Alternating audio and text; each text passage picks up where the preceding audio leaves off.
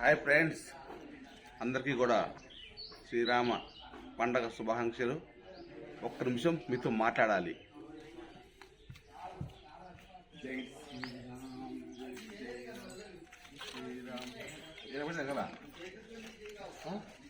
మధ్యలో కూర్చో. అక్కడే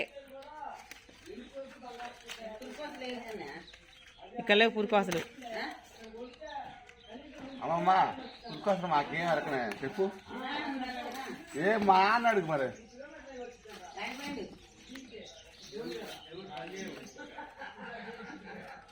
మా ఆయన ఫస్ట్ టైం పాపం దానిపక్క అట్లా కూర్చోడం. శ్రీరామ్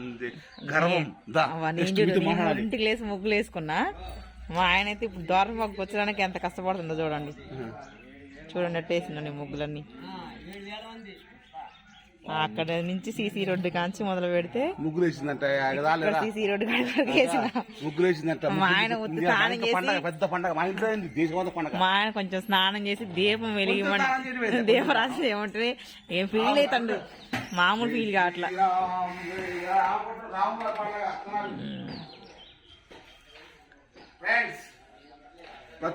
పెద్ద పెద్ద ఆకులు తీసుకొచ్చి కూర్చోదానికి ప్రతి ఒక్క భారతీయుడు గర్వింపదగ్గ రోజు ఇది.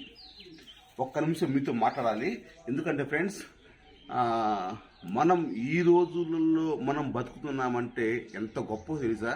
రాముల వారి గుడి కట్టడం కోసం ఎప్పటి నుంచో గొడవలు జరుగుతున్నాయి. రాముల వారి కాలం నుంచి కూడా గుడి లేదు అయోధ్యలో. ఆయన శ్రీరామ రాజ్యం, శ్రీరామ పరిపాలన అంటే ఎంతో ధర్మ పరిపాలన అంట. అలాంటి పరిపాలన అప్పటి నుంచి కూడా ఇప్పటివరకు గుడి లేదు. కానీ ఇప్పుడు దేవస్థానం నిర్మిస్తున్నారు. కొన్ని వేల కోట్ల రూపాయల విరాళాలు వచ్చాయి. ఎంతమందో జై శ్రీరామ్ అంటూ పల్లె పల్లె, ఊరూరు, గ్రామం ఎంత సంబరంగా జరుపుకుంటున్నారో. అలాంటి ఈ రోజున మనం ఈ రోజులలో ఈ 2024 22వ తారీఖు మనం జనవరిలో మనం బతుకున్నాము. మనం ఈ కాలంలో పుట్టాము అంటే మనం ఎంతో పుణ్యం చేసుకున్నామని అర్థం నాకు తెలిసి. ఎందుకంటే మామూలు విషయం కాదు ఫ్రెండ్స్ ఈ రోజులలో మనం పుట్టడం అనేది. జై శ్రీరామ్. పెద్ద పెద్ద ఆకులు తీసుకొచ్చి అక్కడ అక్కడ మధ్యలో కూర్చు. అట్లా కూర్చుతారా బావా? ఆకలా అది కాదు కూర్చుందా ముందు. ఇక్కడ కూర్చు. దీనికి తగిలి సీలకి.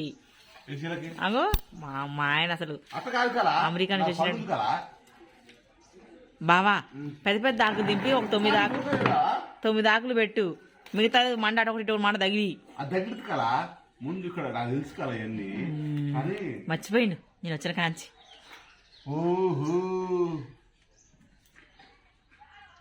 అసలు నీతో చేయాలి దీపరాధన శుక్రవారం శనివారం రోజు. పెద్ద పెద్ద ఆకులు తీసుకుంటారు ఎవరన్నా అట్లా కూర్చోాలనుకున్నప్పుడు. ఇంకొన్నే చూడు పండలు అక్కడ టేబుల్ మీద.